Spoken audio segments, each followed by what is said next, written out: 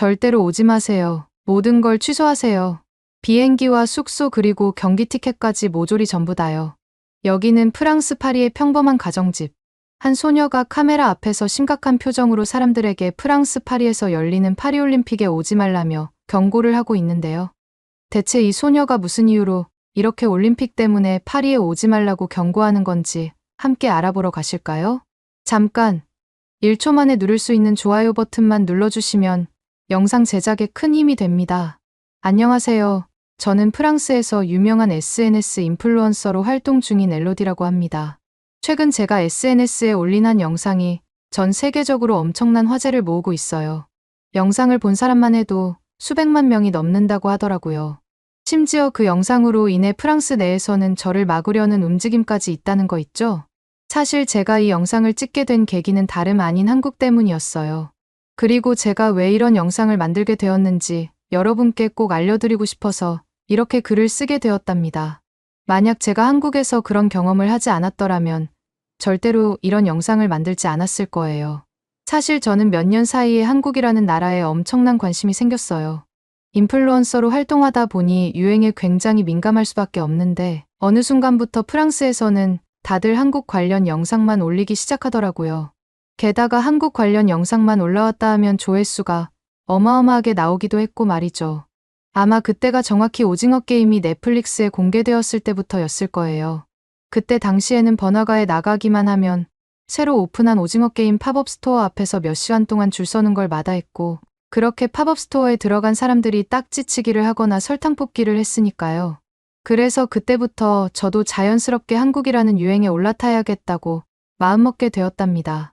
물론 요즘 한국이 전 세계적으로 유명하다는 건 누구나 아는 사실이지만 그 중에서도 프랑스만큼 한국에 관심을 가진 나라도 없을 거예요. 그건 제가 확실히 장담할 수 있어요. 그렇게 저도 한국 열풍에 동참하기 위해 K-뷰티 메이크업을 따라 해보기도 하고 K-팝 댄스도 배워보고 노래도 불러보면서 영상을 올리기 시작했어요. 그랬더니 생각보다 훨씬 더 많은 분들이 제 영상에 관심을 가져주셨고 덕분에 비교적 빠른 시간 안에 인기 인플루언서로 자리 잡을 수 있었죠. 그러던 어느 날 제 생일이 다가왔어요. 그날따라 남자친구가 과연 어떤 선물을 줄지 너무나 기대가 되더라고요. 제가 인플루언서로 자리 잡고 나서 처음으로 맞이한 생일이었으니까요. 제가 한국 덕분에 프랑스에서 인플루언서로 자리 잡을 수 있었다는 걸 의식했는지 남자친구는 요즘 파리에서 오페라라는 지역 근처에 예약하기 힘든 유명한 식당을 예약했더라고요. 여기에서 고추장 불고기라는 음식을 먹었는데 기념일에 자주 먹던 스테이크와 비교했을 때 자극적인 맛을 좋아하는 제 입맛에 훨씬 더 맞는 요리라서 정말 만족스러웠답니다. 밥과 된장찌개까지 나오던데 어떻게 이렇게 말도 안 되게 잘 어울리는 조합을 만들어낸 건지 한국인들이 참 대단하게 느껴지더라고요. 남자친구는 그뿐만 아니라 예쁜 꽃다발에 케이크까지 준비해온 거 있죠? 그런데 이상하게도 막상 선물은 주지 않는 거예요. 완벽했던 생일 데이트를 마무리 짓고 집에 데려다 줄 때까지도 선물은 없었어요.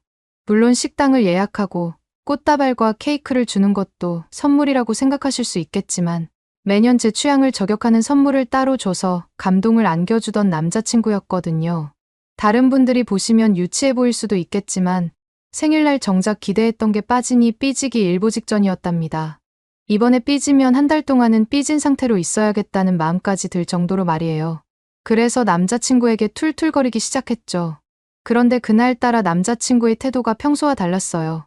보통 같으면 제가 조금만 삐져도 바로 풀어주려고 애쓰는데 이번에는 딱히 풀어주지도 않고 아무 말 없이 묵묵하게 집까지 데려다 주더라고요. 이 사람이 왜 이러나 싶어서 이상하다는 생각을 하면서 집에 도착했는데 갑자기 남자친구가 저더러 짐을 싸라는 거예요. 무슨 말인지 이해가 안 돼서 따지려고 하는데 남자친구는 비행기 티켓 2장을 내밀며 내일 당장 떠나야 한다고 하는 거 아니겠어요? 도대체 무슨 일인지 물어보니 남자친구가 하는 말이 매일같이 한국에 실제로 가보고 싶다고 노래를 부르길래 깜짝 선물로 한국행 티켓을 준비했어 라는 거예요. 전혀 생각하지도 못한 선물에 너무 감동받아서 남자친구를 꼭 껴안고 난리가 났죠. 그러면서 솔직히 좀 눈물도 나더라고요. 집에 도착하자마자 남자친구가 짐을 싸라고 했을 때 저보고 이 집에서 나가라는 뜻인 건가 싶은 생각도 들었거든요. 그런데 이렇게 저를 위한 깜짝 이벤트일 줄이야. 너무 기쁜 거 있죠? 그렇게 팔짝팔짝 뛰면서 방으로 뛰어들어가서 짐을 싸기 시작했답니다. 그렇게 저는 설레는 마음에 짐을 싸느라 한숨도 못 자고 한국행 비행기에 올랐습니다. 꿈에 그리던 한국 여행을 드디어 떠나게 되었는데도 하도 피곤해서 그런지 비행기에서는 바로 골아떨어지게 되더라고요. 그렇게 인천공항에 도착했는데 인천공항이 제가 생각했던 것보다 규모가 훨씬 큰 것 같아서 깜짝 놀랄 수밖에 없었습니다. 그리고 비행기에서 내렸을 때 날씨가 제가 예상했던 것보다 덥더라고요. 더 얇은 옷들을 가져와야 하나 싶을 정도였답니다. 입국 심사대로 향하는데 앞에 보이는 줄이 정말 끝도 없이 길게만 보이더라고요. 이대로면 한참 기다려야 할 것 같았는데 한국에서의 1분 1초가 소중한 저한테는 한숨만 나오는 상황이었답니다. 그런데 신기하게도 심사관분들이 마치 로봇처럼 빠르고 정확한 동작으로 심사를 진행하시는 거예요. 언제 그랬냐는 듯 줄이 미끄러지듯 빠르게 줄어들더니 어느새 제 차례가 되어 순식간에 입국 심사를 마칠 수 있었답니다. 그렇게 공항에서 빠져나오니 남자친구가 저한테 택시를 탈 건지 지하철을 탈 건지 골라보라고 하더라고요. 그래서 저는 고민 끝에 지하철을 골랐어요. 사실 프랑스에서 장거리 비행을 해서 피곤하다 보니 그냥 택시를 타고 편하게 호텔까지 갈까 싶기도 했는데 지하철이 여러 가지 영상을 찍기에 좋은 소재처럼 느껴지더라고요. 그렇게 남자친구와 함께 공항의 지하로 연결되어 있는 지하철을 타러 가는데 도착하자마자 깜짝 놀랄 수밖에 없었어요. 마치 미래 도시에 온 것 같은 느낌이랄까요? 지하철역 내부가 너무나도 밝고 깨끗하더라고요. 특히나 그때 청소하시는 아주머니가 커다란 물걸레가 달려있는 청소기를 밀면서 바닥 청소를 하고 계셔서 더 그렇게 느껴졌던 것 같아요. 더군다나 제가 살고 있는 파리 지하철은 만들어진 지 오래된 역들이 많아서 한국 지하철처럼 이렇게 깔끔하기보다는 어둡고 우중충해서 늘 불쾌한 기분이 들곤 했거든요. 잊을만 하면 찌릿내가 진동을 하고 벽에는 벌레들이나 심할 때는 쥐도 보여서 역에만 들어가면 찝찝하고 괜히 저한테 달려들까봐 불안했어요.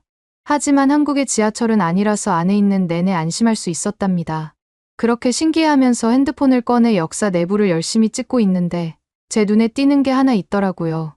제가 지하철을 타겠다고 결정했을 때 그 좁은 개찰구를 이 캐리어를 들고 어떻게 통과하지? 라는 생각이 들었거든요. 그런데 개찰구를 실제로 보고 제 걱정이 기우에 불과하다는 걸 깨달았답니다. 휠체어를 타고 있거나 짐이 많은 사람들을 배려해서 넓은 개찰구가 따로 있을 뿐만 아니라 일반 개찰구도 충분히 제가 가지고 있는 캐리어를 끌고 지나가기에 공간이 충분했거든요. 반면 제가 타는 프랑스 지하철 개찰구는 한 사람이 겨우 빠듯하게 지나갈 수 있을 정도로 좁아서 항상 불편했는데 이런 거 보면 진짜 프랑스는 대체 저렇게 불편한 걸 왜 여태까지 방치하는 건가 싶은 거 있죠? 지하철에 타서도 마찬가지였어요. 우선 차량 자체가 프랑스 지하철과 비교되게 너무나 쾌적하고 넓더라고요. 특히 맨 앞칸에 의자가 없는 칸이 있던데 거기가 자전거를 따로 둘 수 있는 공간인 거 있죠. 같은 열차인데도 머리를 어떻게 쓰냐에 따라서 이렇게도 만들 수 있구나 싶었답니다. 반면 제가 사는 프랑스는 어떻냐고요? 프랑스에서도 특정 시간대에는 자전거를 갖고 탈 수 있지만 실제로는 불편한 점이 많답니다.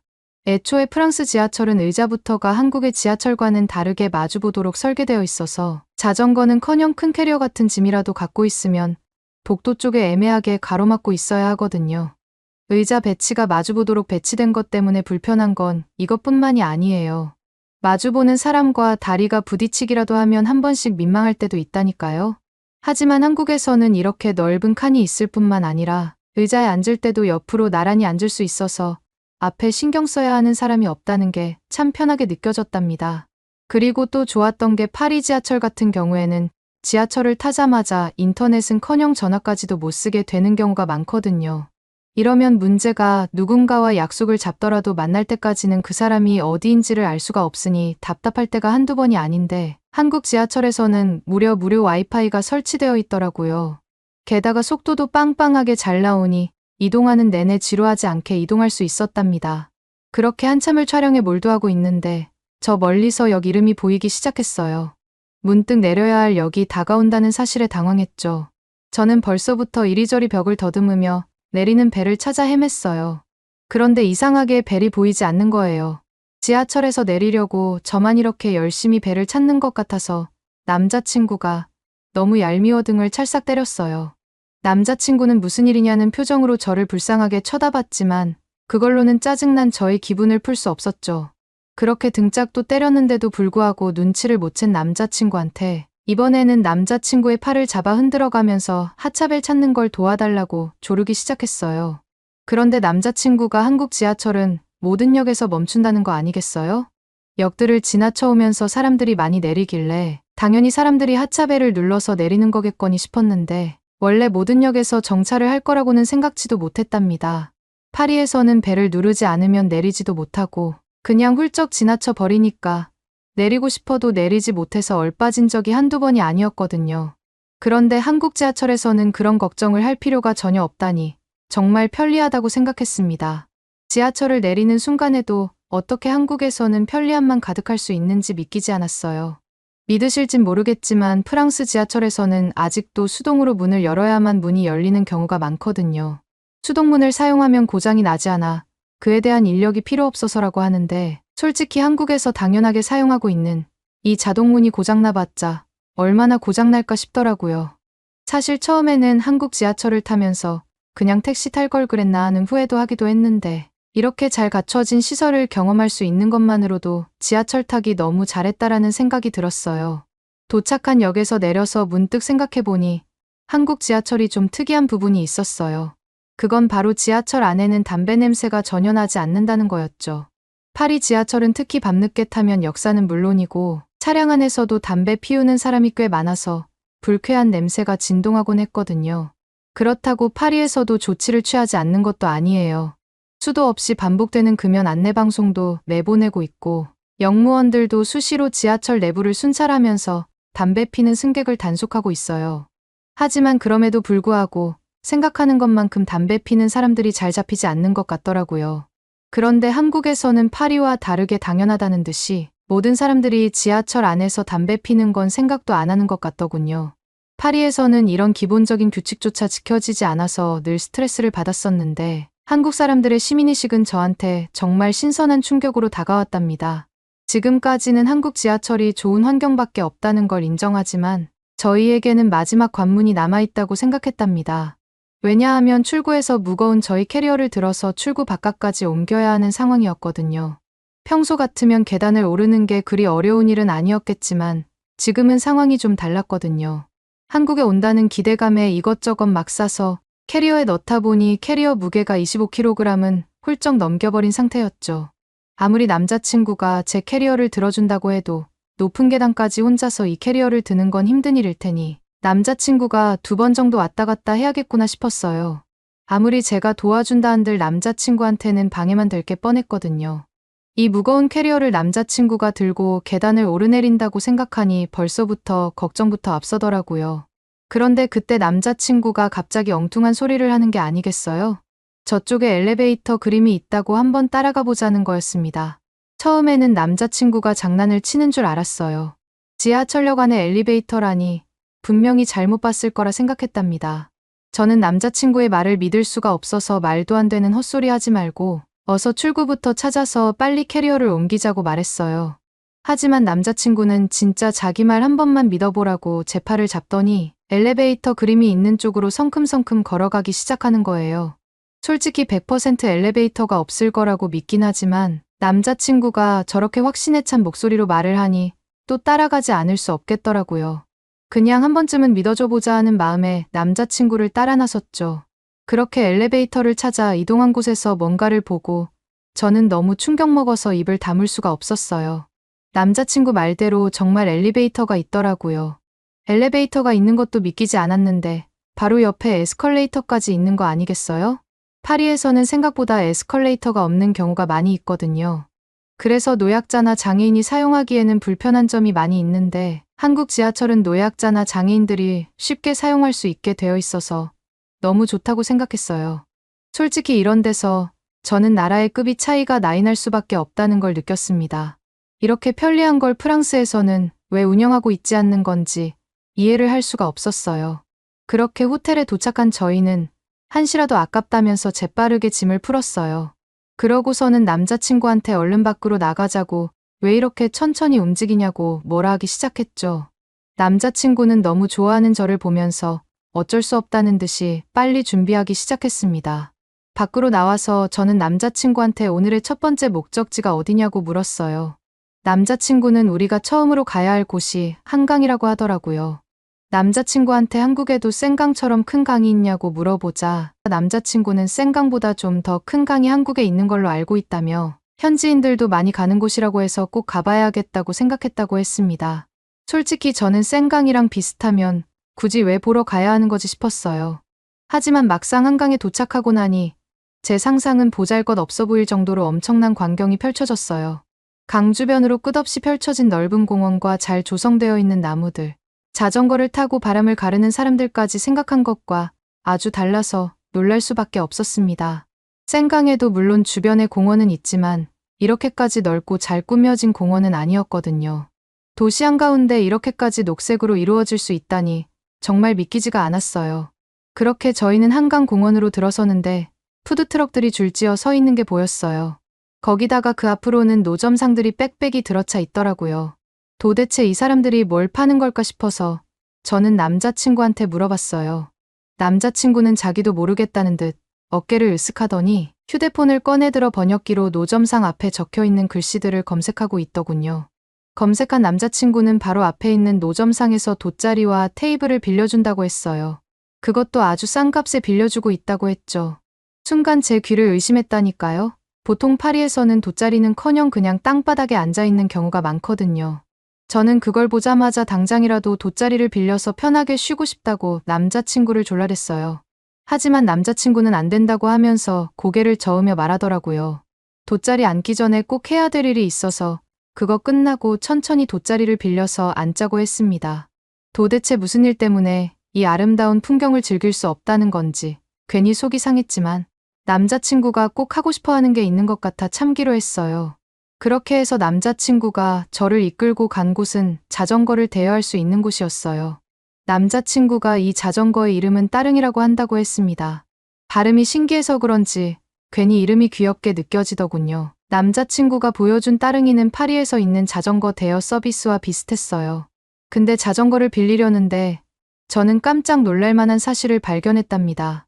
남자친구가 한국에서는 자전거를 하루 종일 빌리는데 1,000원밖에 안 든다고 하는 것 아니겠어요? 1,000원이면 프랑스 기준으로 1유로도 안 되는 금액인데 어떻게 그 돈으로 하루 동안이나 자전거를 빌릴 수 있는 건지 믿을 수가 없었어요. 파리에서는 자전거를 하루 동안 빌리는데 최소 10유로 정도는 줘야 하거든요. 자그마치 10배나 차이 나는 거죠. 게다가 자전거를 타려고 나서는데 한강공원에는 자전거 도로가 인도와 따로 분리되어 있더라고요. 눈에 띄게 도로에 자전거 그림이 그려져 있고 빨간색으로 칠해져 있어서 한눈에 알아볼 수 있었답니다. 덕분에 조깅이나 산책하는 사람들이랑 부딪힐 걱정 없이 자전거를 신나게 탈 수 있을 것 같아서 마음이 편해졌습니다. 파리에 있는 센강 주변 공원에서도 물론 자전거를 탈 수 있게 되어 있지만 자전거와 사람을 따로 구분하는 방식은 아니다 보니 훨씬 더 안전에 취약하거든요. 자전거 도로도 따로 되어 있겠다. 신난 저는 남자친구와 자전거를 타고 달리기 시작했어요. 바람을 맞으며 자전거를 타는데 정말 기분이 좋더라고요. 그러다가 눈에 가득 차게 한강이 보이는데 정말 깜짝 놀랐어요. 센강과 다르게 물이 정말 맑아 보이는 거예요. 파리에 있는 센강은 늘 흙탕물처럼 뿌연 색깔이었는데 여기 한강은 푸른빛이라서 한눈에 봐도 센강과 달라 보였습니다. 최근에 프랑스에서는 2024년 올림픽 때 센강에서 수영 경기를 하겠다고 했거든요. 근데 도대체 누가 그런 더러운 강물에 들어가고 싶겠어요?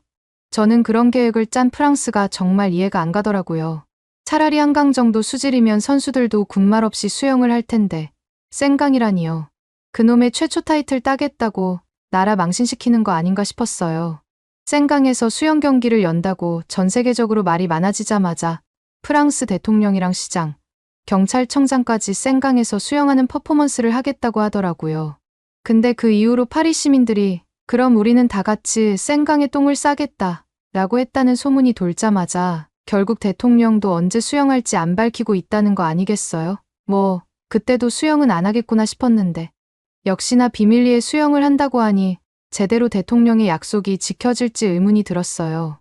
이런 프랑스 상황에 빗대서 한강을 바라보니까 솔직히 부럽더라고요. 그렇게 한참을 이런저런 생각을 하면서 자전거로 강을 따라 달리다가 이제 좀 쉬고 싶다는 생각이 들었어요. 그래서 남자친구한테 이제 돗자리 펴고 좀 앉으면 안 되냐고 물어봤습니다. 그런데 남자친구가 또 할 게 있다면서 갑자기 제 손을 잡더니 늦었다면서 어디론가 저를 끌고 뛰기 시작하는 거예요. 어디 가는 거냐고 남자친구한테 소리를 빽빽 질렀는데도 남자친구는 무시하고 무작정 뛰기만 했습니다. 목적지에 도착하고 나서야 알게 됐는데 알고 보니 남자친구가 해질녘 시간에 맞춰서 한강 유람선표를 예약해 둔 거였어요. 지금 당장 가지 않으면 승선 시간을 놓치기 때문에 서둘러 간 거라고 하더라고요. 저는 너무 빨리 뛰어서 헥헥거리며 유람선에 올라탔는데 솔직히 유람선에 올라타자마자 미친 듯이 뛰기 잘했다는 생각 먼저 들더군요. 저희가 유람선에 타니까 마침 해가 지기 시작하면서 하늘과 강이 온통 금빛으로 물들기 시작하는 타이밍이었거든요. 아까까지만 해도 뜨거웠는데 선선한 강바람을 맞으니 절로 기분이 좋아지더라고요. 그렇게 너무 예쁜 하늘을 멍하니 바라보던 도중 갑자기 남자친구가 제 쪽으로 양손을 쭉 내밀면서 저한테 뭔가를 주는 거 있죠. 제가 이게 뭐냐고 물어보니까 남자친구는 유람선 안에 있는 매점에서 맥주 위에 치킨이 올라가 있는 세트를 판다면서 한국에 오면 치맥은 필수로 먹어야 하는 거 아니냐고 한번 먹어보라고 했어요. 그렇게 처음 마셔보는 한국 맥주는 기대 이상이었어요. 탄산이 적어서 목 넘김이 부드러웠고 은은한 과일향이 났어요. 씁쓸하지 않고 가벼운 맛이어서 맥주를 잘 못 마시는 저도 넘김이 좋아 술술 들어가더라고요. 같이 세트로 붙어있는 치킨도 정말 맛있었어요. 겉은 바삭하고 속은 촉촉해서 맥주랑 찰떡궁합이었죠. 특이하게 한강 치맥은 생크림이랑 같이 나오던데 단짠단짠한 맛에 푹 빠져서 그릇을 싹싹 비웠답니다. 그 사이에 떠있던 해가 사라지고 점점 어두워졌어요. 유람선에서 바라본 야경이 정말 아름답더라고요. 멀리서 잔잔한 음악 소리까지 들려오니 마치 꿈속에 있는 것 같았죠. 제가 본 일몰 중에 오늘 본 일몰이 최고로 로맨틱했어요. 정말 황홀하다는 단어로 다 표현할 수 없을 정도로 너무 멋있었답니다. 저희는 이렇게 한국에서는 정말 잊지 못할 추억을 많이 쌓았어요. 한국을 돌아다니면서 가장 인상 깊었던 게 있는데 그건 바로 어딜 가든 에어컨이 있어서 정말 시원했다는 거예요. 프랑스에 있는 건물들은 대부분 에어컨이 없거든요. 그래서 요즘처럼 폭염이 심할 때면 실내에서도 너무 더워서 숨쉬기가 힘들어요. 반면에 한국은 가게든 백화점이든 어디를 가더라도 에어컨이 빵빵하게 나와서 더위를 피할 곳이 많더라고요. 너무 더우면 그냥 가게나 백화점에 잠깐 들어가서 쉬면 될 테니까 그게 참 좋았답니다. 솔직히 저는 도대체 왜 프랑스에서는 에어컨에 돈을 이렇게 아끼는 건지 이해가 안 가요. 오죽하면 이번 파리올림픽 준비할 때 자연 친화적인 대회를 열 거라면서 선수촌에는 에어컨 대신에 지하수로 냉각시키는 기술을 도입했다는 걸 자랑스럽게 광고하는 거 있죠? 근데 물로 시원해봤자 얼마나 시원하겠어요. 저는 아무리 생각해봐도 상상조차 안 가더라고요. 심지어 이번 선수들 방에는 2인 1실로 배정해놓고 선풍기는 고작 한 대만 둔다는 기사를 보면서 프랑스가 너무 가난해서 돈을 아끼려고 이렇게까지 하는 게 아닐까 하는 생각이 들어서 괜히 제가 너무 부끄러웠어요.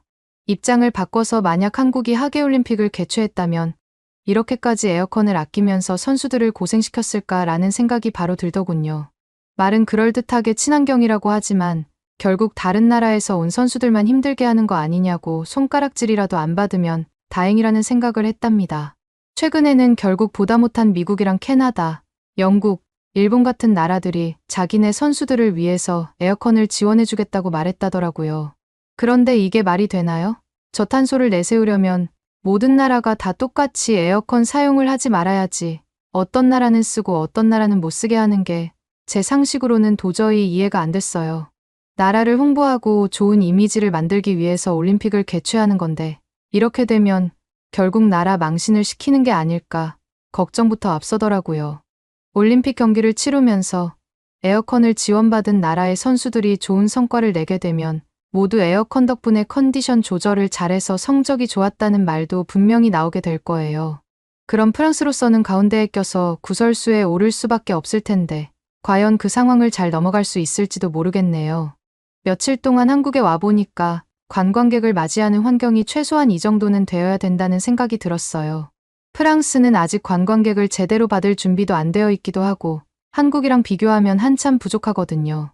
저는 고민하다가 이런 상태로 올림픽을 치러서 쪽팔릴 바에는 프랑스로 오려는 관광객들을 최대한 줄여보는 게 낫지 않을까 싶은 생각을 하게 되었어요. 물론 남자친구가 절 한국에 데려온 의도는 이게 아니었겠지만 저는 프랑스로 돌아가자마자 당장 프랑스에 오지 말라는 영상을 만들어야겠다는 생각이 들더라고요. 그래서 저는 프랑스에 도착하자마자 열심히 프랑스에 여행하러 오지 말고 다른 나라로 가라는 영상을 만들어서 SNS에 올렸어요. 근데 제가 영상을 올린 지 며칠 되지도 않았는데 조회수가 폭발적으로 늘어나는 거예요. 물론 왜 같은 프랑스 사람이 이런 영상을 만들었냐면서 저한테 메일을 보내서 화내는 사람들도 있었지만 한편으로는 응원해 주시는 분들도 생각한 것보다 많았어요. 이 영상은 점점 퍼져나가더니 100만 조회수를 찍어서 이젠 전 세계적인 이슈가 됐다고 하더라고요. 들리는 소문에 의하면 파리올림픽을 준비하는 쪽에서도 제 영상 가지고 난리가 나서 이제라도 계획을 변경해야 한다는 소문이 들린다는데 제가 바라던 결과였기 때문에 괜히 뿌듯했어요. 그러면 에어컨 설치를 기대해 볼 수 있는 거 아닐까요? 아무튼 전 이번 일로 프랑스의 문제점을 널리 알릴 수 있어서 기쁘답니다. 갑자기 궁금한 건데 여러분들은 이런 문제가 있더라도 파리올림픽이 기대되시나요? 오늘의 사연은 어떠셨나요? 오늘의 사연이 마음에 드셨다면 좋아요만 한번 눌러주세요. 1초밖에 안 걸리지만 좋아요를 한번 눌러주시면 더 좋은 사연을 소개해드리는데 큰 힘이 된답니다. 긴 영상 시청해주셔서 감사합니다. 오늘도 행복한 하루 보내세요.